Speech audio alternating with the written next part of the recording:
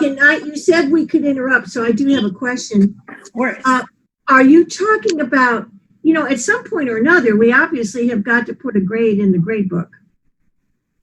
We'll have that conversation in another webinar. Okay, because you're required to, in the district, they've got to get a grade for the quarter. For the quarter, sure. So if you will join, check out Star Saxtein. Star has 2 R's, STARR. Okay. And Saxtein, SACKSTEIN. She's got a book. She's got a couple of books that are worth checking out. She's got a competing Don't Do Homework book. I've got Ditch That Homework. She also has a Don't Do Homework book. But she's into, as I am, not doing the grades. So what we all do is at the end of this, we have a lot of evidence. I have a rubric what describes success. I just don't base it on averaging and total cumulative points.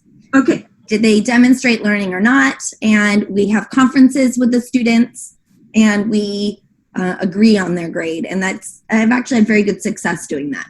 It's once in a while I have someone who just thinks they should get an A when they've done nothing. Oh, yeah. And in that case, we just have to agree to disagree. Yeah. And ultimately, I put the grade down in the grade book, but that I think that they have. But I do try to make it participatory. Okay, but anyway, that's a whole nother webinar. Grades are my thing, so we should definitely do that sometime. Okay, thank you.